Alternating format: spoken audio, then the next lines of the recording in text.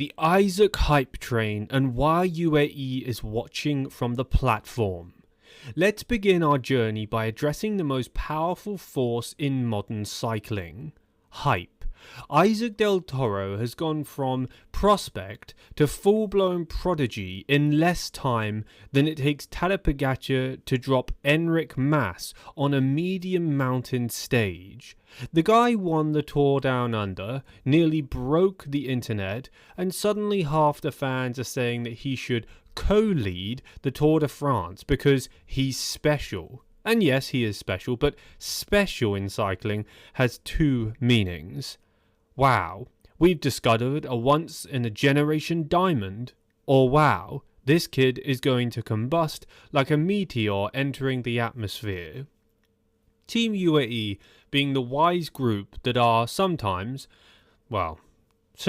choosing to be wise. They've chosen to assume the latter until proven otherwise. Why? Because they've been here before. Every World Tour team has had that one kid who looked like he was about to become the next rider in gold, only to burn out faster than a discount-scented candle. UAE have signed enough teenagers and future tour winners that by now they probably run an unofficial university degree titled Bachelor of Science in Overhyped Rider Management. If they wanted, they could teach seminars like how not to ruin your wonderkind before his 22nd birthday, or how to politely tell a new rider he's not Tadej 2.0 yet. Sitting back and holding their judgment is not disrespect, although some fans think it is. It's not lack of faith, it's actually a compliment to Isaac. They want him to last longer than one good season. UAE looks at Del Toro the way a cautious parent looks at a toddler climbing stairs. Yes, go on, you're doing great, but we're standing 2 feet behind you because we know what might happen when you get overconfident. And believe me, UAE has trauma. They've witnessed so many breakthroughs that just turned into breakdowns that you could compile a highlight reel on all of these examples. They remember all the junior riders who arrived breathing fire in wantling slang for congratulations, you're now the guy whose biggest job is to bring water to the real leaders. And UAE, more than anyone, knows the consequences of premature hype because they have the biggest, brightest and most consistently terrifying superstar in the entire sport, Tadej freaking Pogačar. The Golden Rider, the Chosen One, the Slovenian espresso shot with human legs. And the guy didn't just arrive fully formed. UAE spent years, I'm talking years, crafting him like an artisanal tour-winning souffle. You don't replace that with Isaac Del Toro after 6 months of good results. You don't even talk about it until you've run the full checklist. The checklist is sounding something like this, guys. Can he win a week-long race without collapsing on day 5? Can he do a full Grand Tour without hallucinating that his bike is talking to him? And can he take criticism without firing his coach and moving to Andorra? Can he handle pressure without crumbling like a little croissant? UAE want long-term commitment, not instant fireworks. They want a career, not a cameo. And that frustrates Isaac, obviously. He wants to fly. He wants to soar. He wants to be recognised as more than the young one who rides for the guy who absolutely demolishes everyone. But UAE has the patience of monks, or rather, the selective patience of monks who also run one of the most ambitious cycling super teams ever assembled. They're playing the long game. A 19-year-old firecracker is exciting, but a 26-year-old polished tour contender is priceless. For now, UAE is watching, observing, studying Isaac's development like scientists monitoring unstable isotopes. And Isaac, whether he likes it or not, is still radioactive. The curse of the breakthrough. Why UAE refuses to repeat history. Welcome back to the next chapter of our investigation, where things get darker, more dramatic, and significantly prettier, because now we enter the physiological side of UAE's grand strategy. This fear of a curse.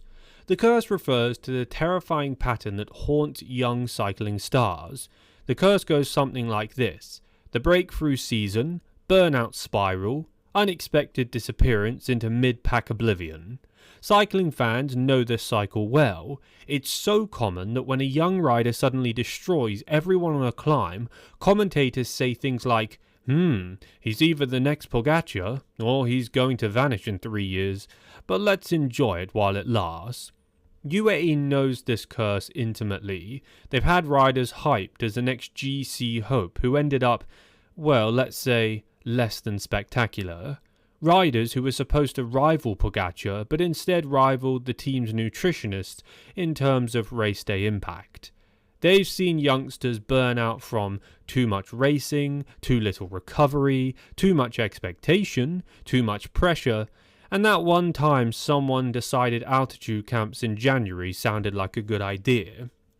UAE, having invested millions in developing and protecting Pogacar, have become obsessed with avoiding burnout. UAE treat burnout like it's more serious than some countries treat national security. So imagine you're UAE and suddenly Isaac Del Toro bursts onto the scene like a caffeinated squirrel. He wins stages, animates races, sends commentators into a frenzy, gets articles calling him the next Tadej, and he hasn't even finished puberty yet. UAE's immediate response is probably, oh god, no, not this again. They know the hype machine is the devil. It lifts riders up and then smashes them into the pavement like a bad crash on a rainy Euro descent. Isaac is extremely talented, but raw talent means nothing if he gets microwaved by external expectation. UAE wants to protect him from the following. 1. Fan pressure. Some fans already want him co-leading the tour. UAE laugh at this. 2. Media pressure. Journalists love a prodigy, but they also love destroying one.